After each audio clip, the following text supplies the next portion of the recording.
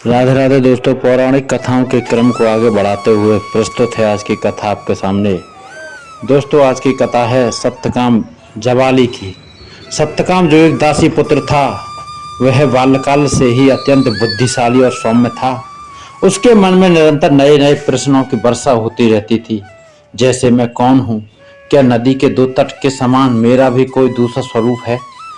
ताप तो मुझ में भी है और आग में भी, तो क्या मैं भी आग हूँ? ताप तो सूर्य में भी है, तो क्या मैं सूर्य हूँ? बूंद जल में, जल धारा में, धारा गंगा में और गंगा सागर में, तो सागर किस में? क्या बादल में? क्या आकाश में? बूंद फिर बादल में, बूंद फिर जल में, तो फिर मैं कहाँ से आता हूँ? इस तरह के प्रश्न लिए वो इधर उधर घूमता रहता था। उसने कई आचार्यों के पास उनका शिष्य बनने का अनुग्रह भी किया, परंतु एक दासी पुत्र होने के कारण वो उसे भगा देते थे। एक बार गौतम ऋषि वहां पधारे। सत्यकाम ने उन्हें देखा और अगली सुबह जैसे ही गौतम ऋषि स्नान करके नदी जल से बाहर निकले, वो उनके चरणों में जा गिरा। गौतम ऋषि को दंडवत प्रणाम करके उसने उनसे पूछा, क्या मैं आपका शिष्य बन सकता हूँ आचार्य? ऋषि गौतम मुस्कुरा दिए। उन्होंने उस छोटे से बालक को उठाकर कहा, प्रश्न करना बहुत अच्छी बात है, परंतु यह आग्रह तुम्हारे पिता को मुझसे करना था। सत्यकाम यह सुनकर बोला, मेरे पिता नहीं है आचार्य। तो गौतम ऋषि ने कहा, फिर तो तुम जाओ और अपनी माता से अपने पिता, अपने कुल, अपने गोत्र के बारे में पता करके आओ। कुल और गोत्र की श्रेष्ठता मेरा शिष्य बनने के लिए अनिवार्य है। संभव है मैं तुम्हें अपना शिष्य बना सकूं। यह सुनकर सत्यकाम मुस्कुराते हुए अपने घर पहुंचा और घर जाकर उसने अपनी माँ से पूछा, माँ, मेरे पिता, कुल और गोत्र का क्या नाम है? उसकी माँ ने सत्यकाम से कहा, क्यों जानना चाहता है? तो सत्यकाम ने उन्हें सारा वृत्तांत कह सुनाया और यह भी बताया कि संभव है वो उसे अपना शिष्य बना लें।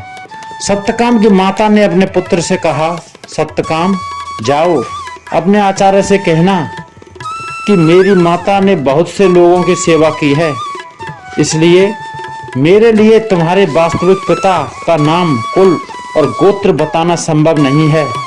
जाओ, जाकर अपने आचार्य से कहना, मैं सत्यकाम जवाला का पुत्र हूँ और मेरा नाम सत्यकाम जवाल है। सत्यकाम ऋषि गौतम के पास जाकर यही सब दोहरा देता है।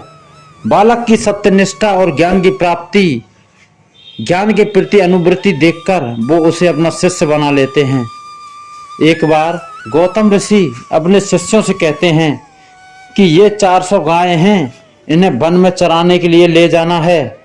तो सत्यकाम सबसे आगे आकर गायों को वन में ले जाने के लिए तैयार हो जाता है, परंतु इसके साथ एक शर्त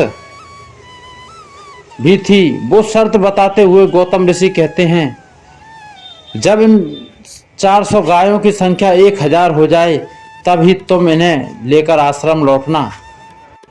सत्यकाम उन 400 गायों को लेकर वन से निकल पड़ता है और कई वर्षों तक वन में भ्रमण करने और गायों की खूब सेवा करने के बाद जब 1000 गायें हो गईं, तब सत्यकाम उन्हें लेकर आश्रम की ओर निकल पड़ा। जब सत्यकाम 1000 गायों को लेकर आश्रम पहुंचा, तो उसके मुखार बिंद पर एक अलग ही शोभा दीप्तमान हो रही थी।